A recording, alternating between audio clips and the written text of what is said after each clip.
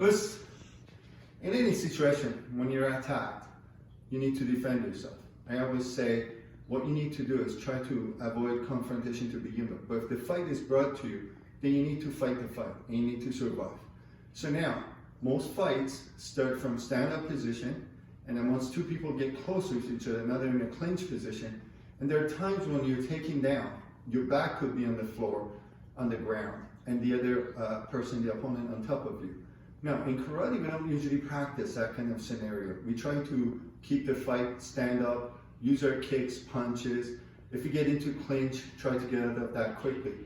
But there are times when you have no choice. You may get a punch in the face, lose your balance, fall on your back, and if the other person is on top, you better know what to do. So I'm going to go over a couple of military techniques that we use in the military, in the Canadian Armed Forces, and I hope that you find them useful. So to begin with, let's say my partner has thrown a punch, I block, I hit him with the elbow, and then he catches me with a punch.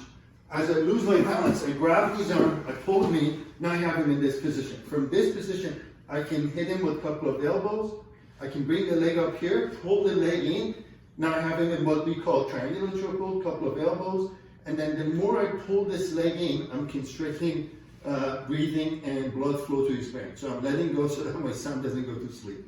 So now, I will also show warm-up as to how you can actually do this technique. But obviously you need to make sure that you keep yourself in good shape, your core strong. For a lot of young people, this may not be a problem, but especially as we age, we need to keep practicing to keep the core area strong. So in a few minutes, I'll show what to do to keep your core strong. Now, there could also be a case where I'm fighting, he throws a punch, I attack, and then he manages to land an uppercut. I lose my balance, I go down, he gets on top. At this point, let's say I'm trying to come back to consciousness, he's trying to strangle me. At this point, I can do this, hit him into the ear, hit him into, go for his eyes, and turn him around, be on top. Now I have upper hand position, and I can drop punches and what have you, elbow. So now, we're gonna do a little bit of warm up, so that you can get used to these positions. So one of the things I want you to do is separate your knees and your feet are like so at the back. So from here, you put one hand on the other person's face, restrict his breathing, cover the nose and mouth, and from here we go ich, ni, san, shi, go, and the other side, ich, ni, san, shi, go. So you can do this warm up to prepare for the kind of situation we were in. We can also do what I call heaven and earth. So from here, ich, land your hand, ni, san, shi, switch, ich, ni, san, shi, go, or get into push-up position, and from here, ich, ni, san, shi, go, ruku. So those are the kind of exercises you can do to keep your core strong, to be able to do techniques like what we just did. Or you can also go on your back. I'll just show this one. So you put your foot on your knee, put the other arm down. From this position, we can go ich, ni, san, shi. In the position that I have the opponent in, his head is here, preferably arm pulled in.